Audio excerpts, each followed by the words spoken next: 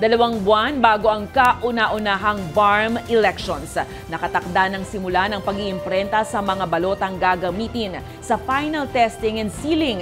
Ipinasilip din ang itsura ng mga balota na may bagong features para sa mga medyo hirap sa pagboto. Ang balitang A to Z ni Naomi Almojano. 54 na araw bago ang kauna-unahang Bangsamoro Autonomous Region in Muslim Mindanao o BARM parliamentary elections, rumolyo na ang mga makina sa National Printing Office para sa mga gagamiting balota sa final testing and sealing ng Commission on Elections. Halos 45,000 balota ang nakatakdang maimprenta ngayong Miyerkules at sasailalim ang mga ito sa verification sa mga susunod pa na araw. Habang sa August 21 naman, nakatakdang magsimula na ang printing ng official ballots na siyang gagamitin sa mismong halalan sa October 13. Ipinasilip din ng poll body ang itsura ng official ballot na may litrato ng kandidato, logo ng political party at option na none of the above.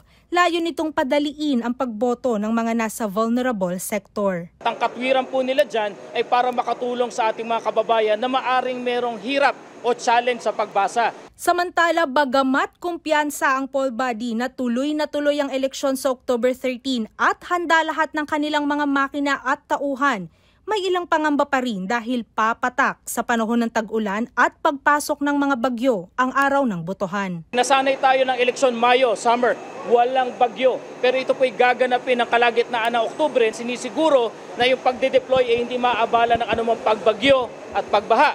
At yung paglalagakan, sisiguraduhin po namin na hindi maapektuhan ng baha o kung anumang kalamidad. At tuwing may kalamidad, pagkawala naman ng kuryente ang sunod na problema. Kaya nakikipag-ugnayan na ang COMELEC sa Department of Energy at Electric Cooperatives para tiyaking walang power interruption sa araw ng eleksyon. Pero kung hindi ito maiwasan, lahat po ng ACMA may baterya.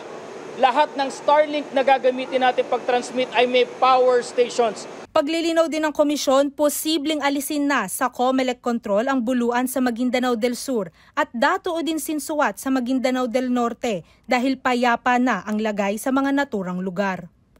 Para sa Balitang A to Z, Naomi Almojano. Kaugnay niyan, inanunsyo ngayong Miyerkules ng gabi ng Commission on Elections na ipagpapaliban muna ang nakatakda sanang pag-iimprenta ng BARM official ballots bukas August 21.